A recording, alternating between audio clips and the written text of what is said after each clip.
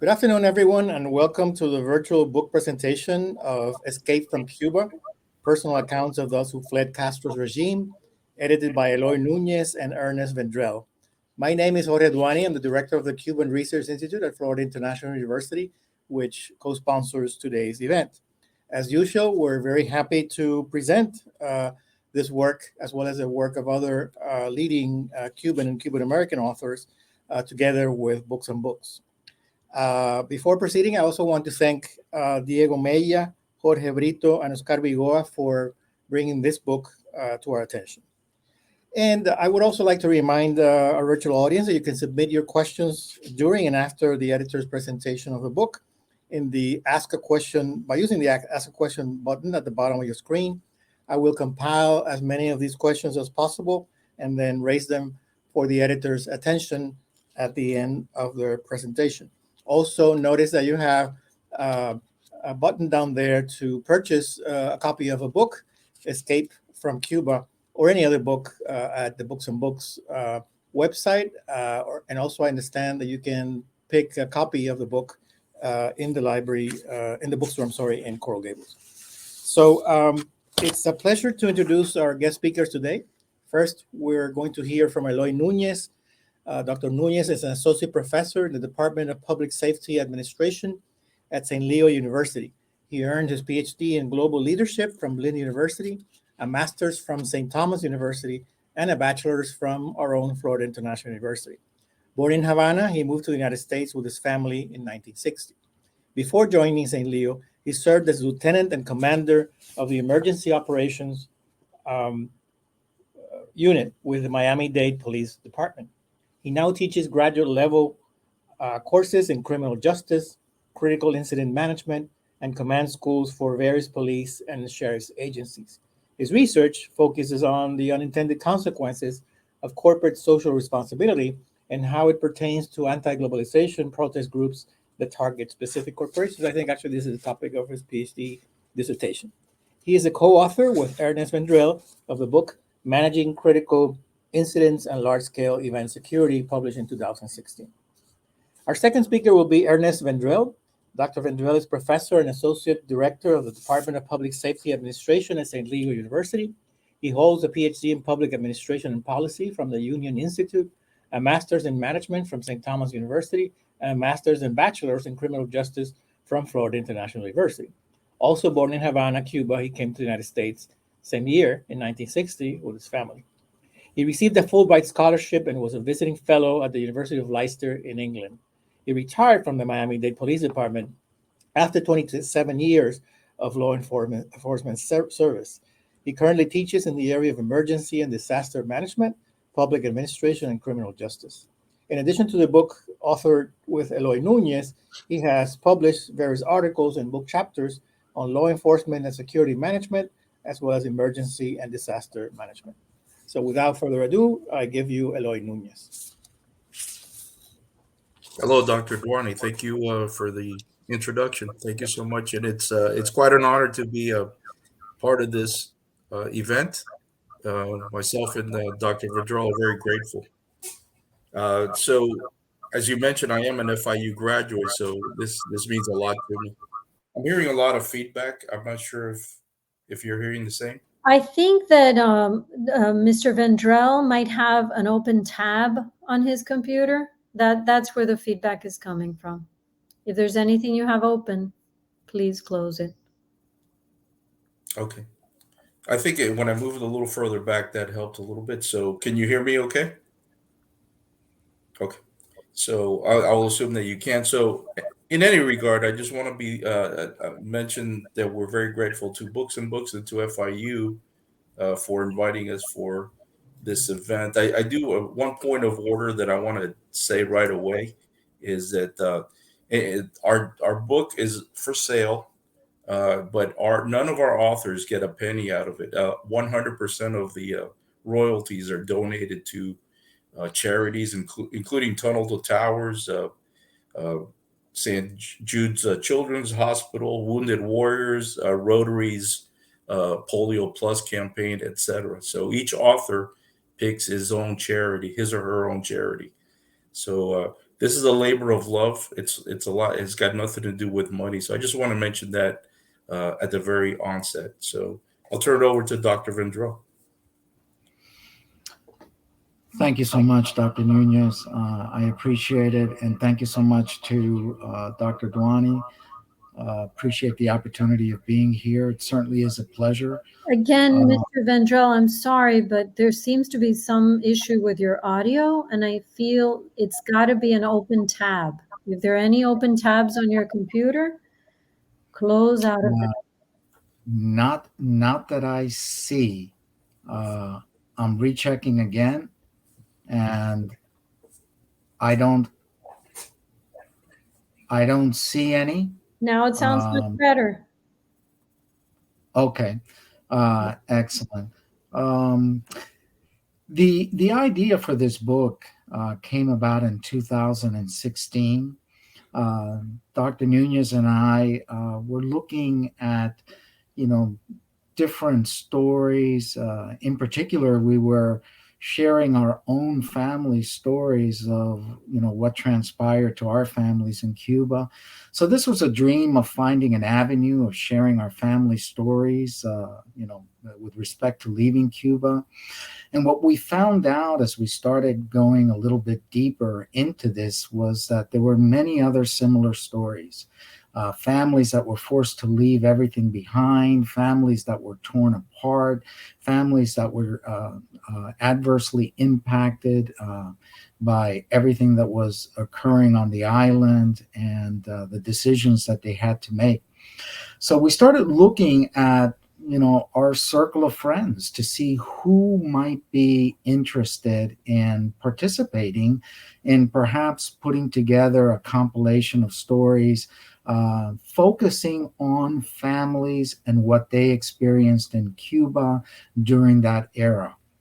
And soon, we were so surprised. We assembled an excellent group of authors. There was an artist, a housewife, a retired law enforcement officers. There were retired military personnel, university professors. There was a writer, a business professional from the banking industry. And there were also survivors of the Cuban resistance movement and the Bay of Pigs invasion. There were families who endured harsh treatment in forced labor camps or were imprisoned in forced labor camps and tortured. There was a heavy price for those who did not support the Castro revolution. So we found that there was this central theme. There was a lot of commonality in the stories, even though each story was unique in and of itself. Each one told a story, and it told a story from the perspective of that family and what they went through during that era. It was a labor of love, for sure. And the focus was on the potential impact that the book could have on the Cuban exile community, both now and in the future. And we also found out there were some surprises. We found out that the Cuban exile community is quite resilient. There were a lot of trials and challenges that they experienced, but all of this was accompanied by inspiring stories of success, quite a few of them. And, that was very heartening because along with a lot of bad that was experienced, these families made the best of the situation, started a life in a new country, a very welcoming country, the United States, and they were able to successfully start and build a life here and thrive. So all of those were, I think, important aspects of the book. And really the aim of the book from the get-go was to provide a powerful account of the struggles, perseverance, and triumphs of the Cuban exile community. And when, after the book was completed and Dr. Nuñez and I looked over at the finished product, I think we accomplished that. And even though this is the first volume of these stories. We're hoping that in the future there's going to be additional volumes, that other stories are going to be developed, and they're going to be made available to the Cuban exile community as well, because I think that will chronicle what our experience was both in Cuba at the time, as well as once we arrived in the United States and elsewhere, because not everyone came to the United States at first, but how we were able to persevere and build a life in this country. Yeah, Doctor, I'd like to add a little bit to it. When I have the book here, it's called Escape from Cuba. You see a Cuban flag on it, but this was originally, the title of it was Exile, and it was meant to tell the stories of ordinary people, and they're extraordinary stories of ordinary people, and that's what's really cool about it. Since then, I've heard different Cuban refugees have come to me and said, "I wish I had been part of it." So it is possible that we'll write a second or third edition of this, because it's a mosaic of many hundreds or thousands and tens of thousands of stories, but not only of Cuban refugees, but of refugees all around the world. We have that commonality. But more than anything, to me, it's a story about America. It's about this greatest country on earth, the ideals of America. That's what this originally was about. It's a tale of hope for all people of the world, that they can be free. And we could talk more about freedom and things that are going around Earth today, the never-ending struggle between the dark forces of totalitarianism and freedom. But that was the original intent, and the original title was Exile. And the publisher decided to make it more sexy and call it Escape from Cuba, which is fine with us. The idea was out there anyway. So one of the most prideful moments of my life was when we went to Miami-Dade 2 years ago in January, and we had our wives, our sons and daughters, and even our grandchildren reading short excerpts from our book, 2 to 3 minute excerpts. And to see our families, extended families, reading our stories, and seeing 300 people in the audience listening to these stories was a moment in my life that I will never forget. Since then, my older brother, who's one of the authors, he passed away. Luis Nuñez, Ernie's mother and father, also passed away since then. But they were able to experience that moment, and for no other reason than that, it was worth all the time and effort that we put into this. So I just want to mention the main reason why we wrote the book. Obviously, it wasn't profit, because 100% goes to charity. The second reason I think has to do as a cautionary tale to all of us who enjoy those freedoms now. I never, ever, ever want to lose that freedom again. I never want to have to go through what I went as a 4-year-old child, seeing these communist thugs ransacking my parents' house. That's something that I wrote about in my chapter. So it's a cautionary tale that freedom is something that you have to strive for and have to work hard for, and you have to sometimes fight for it as much as we can. I'd be remiss if I didn't mention all the other authors that are involved in this. And briefly, I'll just got to read them off. Chapter 1, it's Luis Rodriguez. Chapter 2, my brother, Luis Nuñez. Chapter 4, Diego Maya. Chapter 5, Dr. Ernest Vendrell and his son, David, which was really cool to see a father and son co-writing the same chapter. By the way, his son was a better writer. I hate to tell you that, Ernie, but I just want to mention that.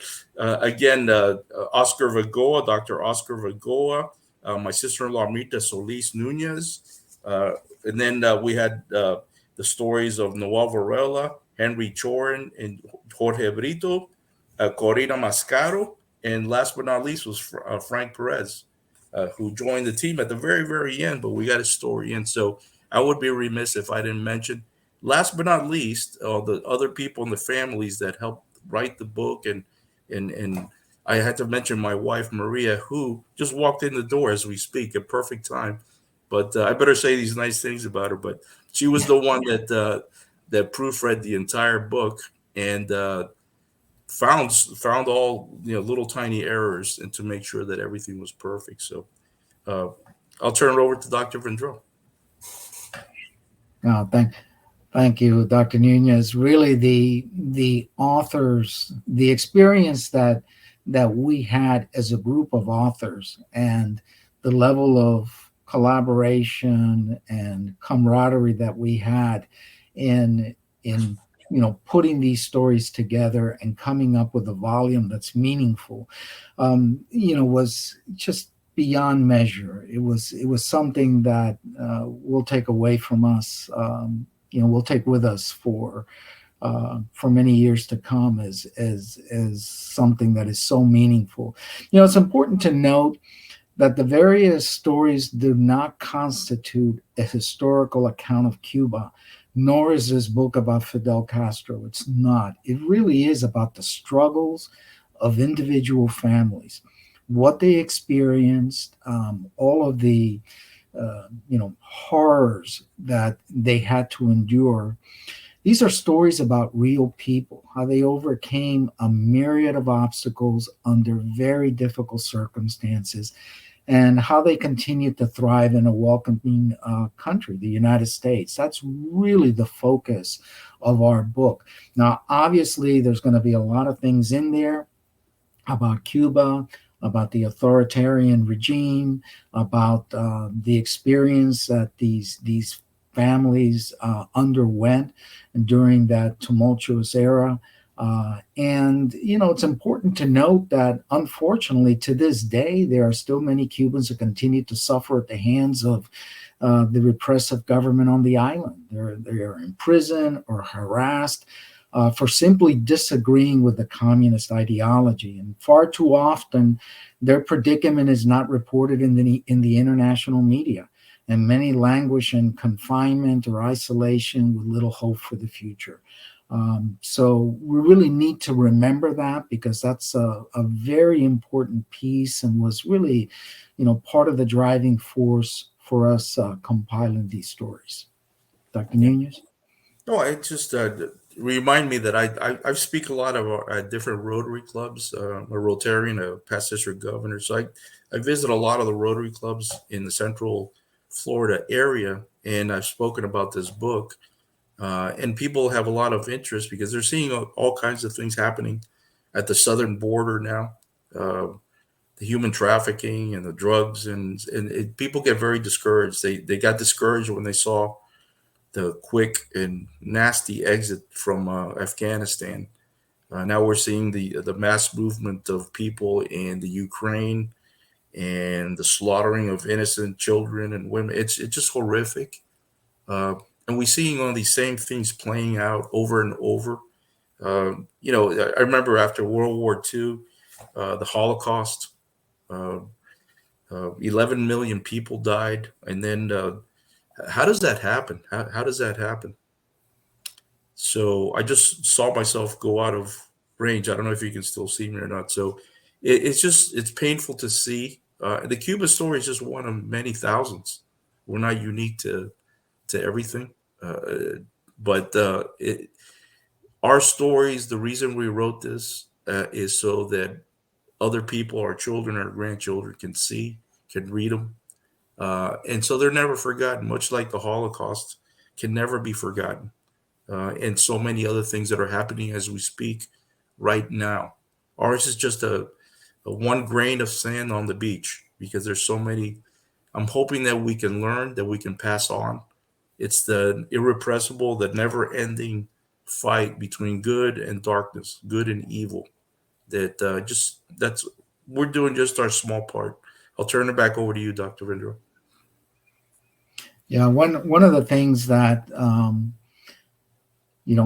many people who read the book tell us, they arrive at the conclusion saying, freedom is something that we need to cherish. Many times we take it for granted. So, reading the experiences of others, what they've experienced under totalitarian regimes, and the kind of abuses that occur, I think is very important. As we've heard many times, history has a tendency to repeat itself. So we need to learn from history. We need to look at the accounts of things that have happened around the world, not only in Cuba, but around the world, where dictatorial regimes have committed atrocities and they've been abusive and repressive, and how that impacts so many people around the globe. And but freedom has the human spirit has a tendency to rise above. We've seen that time and again. And I think the Cuban Exile Community is a good example of that, where, they went through a very difficult period, yet those that arrived in the United States did the best they could to provide for their families, be good representatives of their communities, be good examples for others, and leave a legacy for those that come after them. And I think that's very, very important, and an important aspect of the book, quite frankly. Yeah, I concur. I don't know if you can hear me. I can't see myself. Mr. Nuñez, we can hear you, but we can't see you. So I'm wondering Okay. if you could try enabling your camera, and if not, I'm going to turn off your video and just try to see if I can prompt you back in. Somehow you disappeared and I can't get you back. It's okay. Yeah, I don't need to see I know myself. you're there, but I know you're there. So Okay. do you have an ability to enable your camera? I don't see where, but if you could do the second option that you gave me, Yeah, let's do that. turn me off.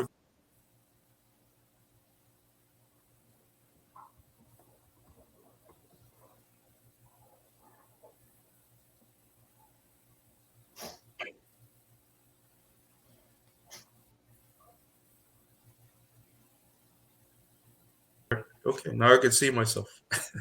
So, uh, talking about freedom, and Dr. Vendrell just started mentioning. I just read an article about 2 weeks ago in the Epoch Times about a study that was done that looked at every nation in the world and took several dependent variables and compared them. One of them is a freedom index, and another one was the uh, the money that people earned and the standard of living of the people there. And there was a direct correlation more than any other factor for being rich was being free. So freedom not only is the right thing, but also has a good operational, tangible good associated. Free people do better than non-free people, uh, money wise in every which way. So I see things around the world that I don't like in China. The Uyghurs being exterminated, forced organ donations. It's horrific. But I expect that from a communist regime. I don't expect that from a so-called enlightened uh, Western democracy like Canada, for example, or the United States, for example. So I think it's a constant struggle that we can never take for granted. And I think one of our tools that we have to insist on is not allow others to dictate what is correct and what is not correct. The political correctness. I remember I attended FIU when it first started, and the first building that came out was the PC building. That PC stands for Primera Casa, for those who speak Spanish and know what I'm talking about. It's not PC, political correctness. And sadly, I'm seeing that political correctness seem to be taking over our universities and many in the West, in the so-called Enlightenment of the United States. So I think our society has slowly degraded to the point where we take freedom for granted. Uh, and things that started in the 60s at Berkeley, California, the freedom of speech movement, all that, all good things, have now slowly been Xeroxed little bit at a time, where it gets faded and faded through generations. And we tend to forget how important freedom is. It's to our heart and soul, to our very existence. And I never want to be Chinese ever again. Those poor people in Shanghai that are locked up in their apartments and have to scream out the window for food and drink and just oxygen. That's a dystopian society that could happen in our country if we fall asleep. So it's a plea. It's a tale of hope, but it's also a tale of caution. It's a cautionary tale for us to never forget our founding fathers of the greatest country ever, the United States of America. That those principles are inalienable, are worldwide. Every human being deserves freedom. So our stories are just a small part of that. So, Dr. Vendrell. I certainly agree. Like I mentioned before, history has a tendency to repeat itself, and we're seeing some things occurring today that have occurred in the past, and clearly, some have not learned from the experience of others that came before us. And I think an important aspect of the Escape from Cuba book is that it chronicles these experiences, and it chronicles the experiences from the perspective of the families and what they lived through. When you have a family that is broken apart, and sons and daughters being taken away and put in forced labor camps, or camps that are designed to change their way of thinking, whether that happens in Cuba or any other country, obviously that's not a good thing. That certainly has a very serious impact on the country and its long-term future. The freedom that those people are going to enjoy moving forward. So, I think looking at these individual stories, I believe provides a good perspective of what happened then and what could happen in the future if we're not careful. Yeah, I think we're pretty soon we're going to answer questions. But I just want to add one last thing. Most of us, 8 out of the 13 authors, are retired law enforcement, Miami-Dade police. So all of us are big believers in law and order. I mean, that's what we did. That's what we swore to obey, the Constitution, and make sure that everything's done correctly. So law and order is very important. But please don't confuse law and order with tyranny. It's two different things. When I served warrants as a lieutenant at Miami-Dade Police, I always remember when I was 4 years old what the Cuban military thugs in 1960 barged into my parents' house and ransacked it and pushed my mother up against the wall. Yeah, I've seen that. I've lived that, and you don't treat anybody like that. Even if it's a common criminal, drug dealer, you treat always with respect. Law and order is important, but tyranny, those agencies cannot be used to squelch dissent like it was in Cuba, like it's in China now, in many, many other places. It's something that we have to be on guard. And the corruption that I'm seeing now at the highest levels of the FBI gives me great pause and concern, because if we lose our police and if we lose faith in our law enforcement agencies, that's on the cutting edge of what society is. This nonsense about defunding the police and the incorrect use of search warrants and that I'm seeing at the highest levels of the FBI, that needs to be corrected. Otherwise, we'll be Cuba, we'll be China. So again, it's a cautionary tale. I'm sure there's going to be questions not only on the book itself, the content of the book, but perhaps there may be some questions as far as the actual publishing and some mechanisms for anybody who may be interested in writing a book on their own. So we'd be more than welcome to answer any questions. Thank you, Dr. Duani. Thank you, Dr. Nuñez and Dr. Vendrell. So we have a couple of questions already. And again, I want to encourage our audience to submit more questions. In the meantime, I have a couple of basic ones that can get the conversation started. Uh, Dr. Vendrell, I think, mentioned how the idea for the book came about, and I wanted to ask to expand on that because I'm interested in knowing exactly how you put it together. What was the process of collecting these stories and editing them for publication like? Thank you, Dr. Dwani. It was really initial conversations that we had about our individual experiences in Cuba, and our stories. There were so many common threads in our stories, but you know, Dr. Nunez's story is different, very different from my story and my family story. And when we started, conversing with our friends and giving them the initial idea of putting together a book, and we started listening to other stories, we kept seeing this common thread, yet all of the stories were different in their own right because each family experienced things a little bit differently. Some families left, were able to leave immediately, whereas other families, the father or the mother were put in forced labor camps, and they had to spend a period of time there before they were eligible to leave for the United States or for Spain or Costa Rica or some other country that would accept them.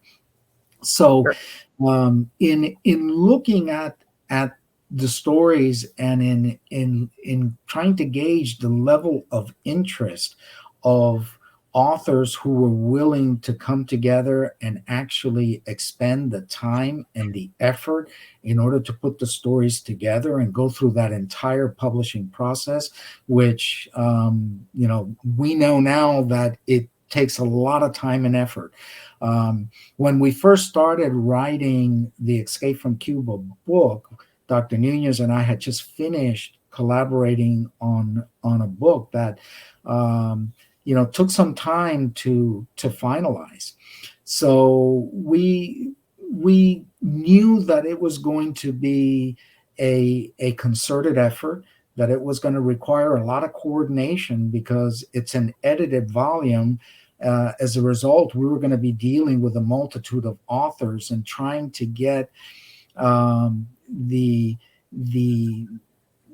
same voice, so to speak, through a number of stories that would form the basis of the book. Was no small feat, but nonetheless, I think we achieved that. When we look at the final product and the central voice of the book, you find all of these common threads and themes, yet each story, when you read them, you can tell that they are individual stories, and the families experience things, even though it may have been the same event, they might have experienced it totally differently. And I think that was very important to express those themes throughout the book. I'd like to Question, if I may. Did you record the stories, or were they written down by each of the contributors?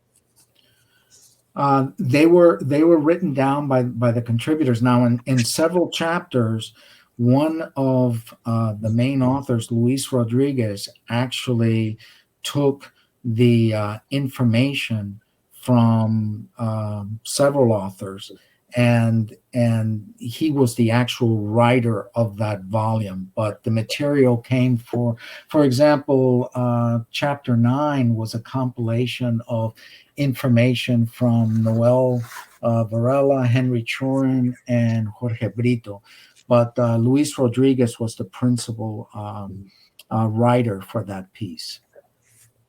I wanted to add real quickly, Dr. Dwani, that what he just said, but also a little behind the scenes. When we first reached out to our immediate orbit of friends, and there were many others that wanted to write, I had a couple of them back out because of fear of retaliation. that's how scarring and long lasting it is. We had some great stories of my cousin who was a B-26 pilot. He served in jail, in prison for many years, and he started to write, and then he backed out. Another person and there were at least three people that backed out of concern for their family safety. That's how, even if that wasn't well founded, it's still something that's deeply ingrained. So it was not an easy process for some people to be able to put this on paper. Great. Let me ask you a couple more basic questions, and then we can turn on to some of the questions we have on the chat. How were the participants selected? I think you mentioned that you had, of course, you used your own friends and family and networks, and you ended up, I think you said 8 people who were connected to law enforcement. So I just would like to know a little more about the selection process of the participants. You want me to take? Just like Dr. Vendrell alluded to earlier, just word of mouth. I called a few people. Dr. Vendrell called a few. He was able to get Corina Mascaro, and then others talked to others. And again, Luis Rodriguez played an integral role because he brought in about 4 of the authors himself. So it's word of mouth. And as we speak now at Rotary clubs and other places, more people are coming to me. I want to write a chapter. I said, well, okay, I'll keep you in mind. And if we ever do get enough chapters together and take it to that same publisher, perhaps we could do a second volume. But thank you for asking that. Sure. Excellent. Now, I wanted to, my final question has to do with this phrase on the back cover of the book, which says that the book tells the story of these Cubans and exiles, all of whom overcame great obstacles to escape the brutal Castro regime. And I wonder if you can expand on this idea of not only the obstacles to leave Cuba, but then once they were here in the U.S., how did they adapt to living here? How did they learn the language, go to school, do the things that immigrants and exiles do whenever they're in a new land? Yeah, I'll go ahead and share, a little bit of my story.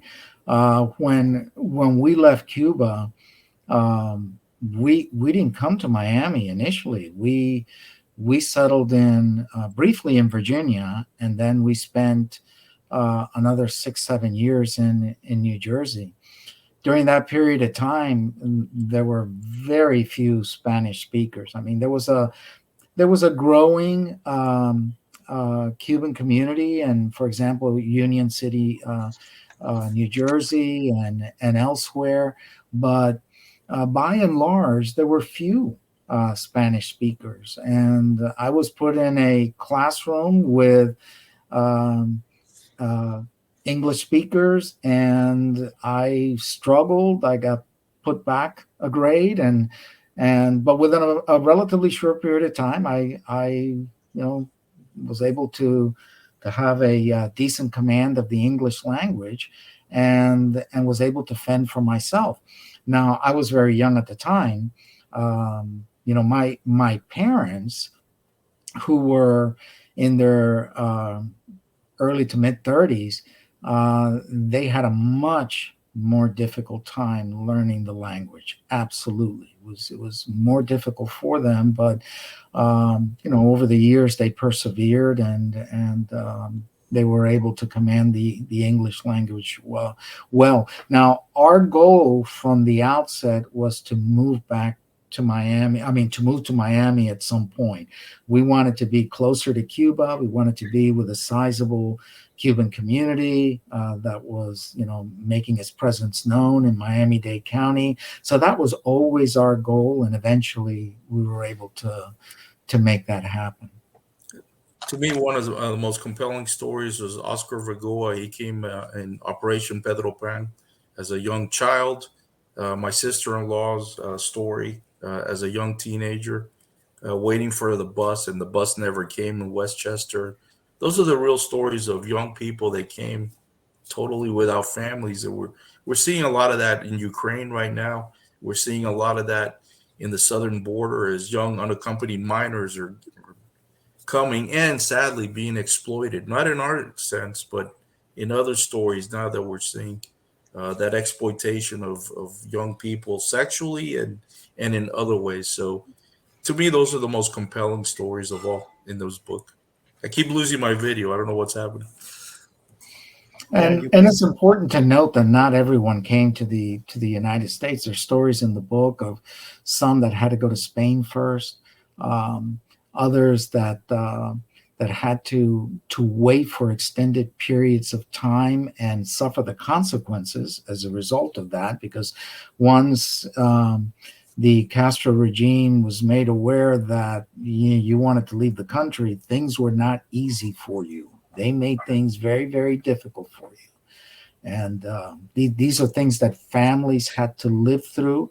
They had to persevere. And eventually, they were able to at least those that were part of the stories in our book, they were able to eventually make it to the United States, but not always under easy circumstances. Thank you. I know we're having camera trouble, but I think we see you now, Dr. Nuñez. So the audience has been very patient, so why don't we turn to, we have 4 questions from the audience now. The first one is, I don't see the name of the person, but it doesn't, Ernesto, apparently. He wants to know if there was a law, trying to simplify the question, a law that prohibited anybody that was associated with the Batista government in Cuba to work in public government and public administration for 30 years. Do you have any information on that? I don't. I'm sorry. I don't have any information related to that. Dr. Nuñez? No, I don't either. It's something we could research and get back to you. If you like, after the meeting, we could look it up and research. Okay. Give it back to you. So second question from Manny Fernandez is, can you speak a little bit about the racial and generational composition of those whose stories are included in the book? So Ernie, I'll take it. So the racial composition, I think everybody's white. There are two females and the rest are males. Generational, I think Ernie's the oldest, the white beard but his son was the youngest. One of the coolest part of his story, and when he read it in front of 300 people, was Ernie's son, who's in his mid-20s, very brilliant young man. And Ernie, he was the youngest of the writers. So I don't know if that answered the question, but that's as best as I could do. Yeah, and I think also there's a related question about the timing. It looks like the majority of your interviewees were people who came between 1959 and 62, which would make them part of the so-called exilio histórico, the historical exile. Is that correct? I think so. I think you're there were a few that came afterward in the late 60s. Mm-hmm. And then again, the unique story of Ernie's son, who visited Cuba not too long ago, a couple of years before the book was published. So he looked at it from a completely different perspective, a different generation of a visitor, of a son going back, having heard the stories that his family, and then compared the stories with that snapshot in time while he was there. Ernie, would you like to address it? One of the things that he found really compelling is he was on a tour and they stopped at a dispensary, and the dispensary was pretty pathetic. I mean, there was nothing there, rotting shelves and few goods to choose from. And, my son David, he thought that this was just a historical, component to the tour, that this wasn't a working dispensary. So he asked that question of the tour guide, and the tour guide told him, oh, no, this is a working dispensary. And, that hit home to him because he was able to, see an aspect of life in Cuba today that he wasn't aware of. He thought that no longer existed, yet it turned out to be a real aspect of life in Cuba at that particular time.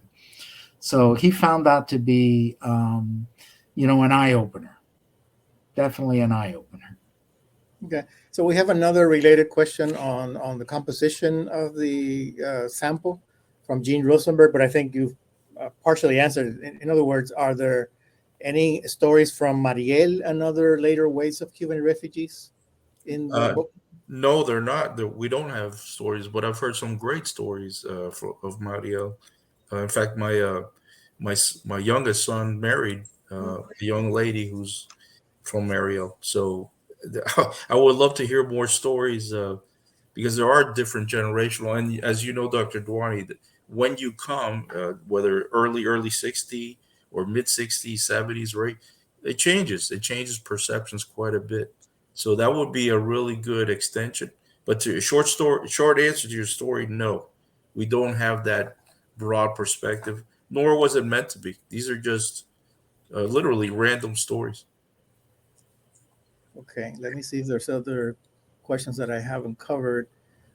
Olympia Gonzalez has a long question, a couple of questions, but I'll try to summarize them for you. Do you feel that most Cubans who come to the United States were forced to realize that they had never known or appreciated what liberty and democracy really mean? That's what I understand of the question. Well, I cannot speak for every Cuban. I can only speak for myself and the small circle of people that I talk with. But I think freedom is universal and it's irrepressible. I think being under socialist rule for many, many years has a tendency of making people uh, be resourceful. Uh, it almost creates psychopaths or sociopaths to a degree. And I don't mean that in a bad sense. It's just to survive. You have to do things just to survive. And when you don't trust your neighbors because you never know how they're going to do. I remember interrogating many Marielle refugees that became burglars and robbers when they came here in my police capacity when I worked in organized crime. They were very hardened criminals. They would not give in. They would never give in. Why? Because the prisons in the United States are better than being free in Cuba. That's how bad it is there, where it's suffocating, where you can't even breathe because you lack freedom. They prefer to be in jails in the United States of America than to be so-called free in Cuba. That should tell you what it's like, if nothing else. Okay, we have another question, a couple of questions actually from Michael and as well as Manny Fernandez. They want to encourage you to share other stories from the book. And specifically, they ask, what is your favorite story? That's Ernie.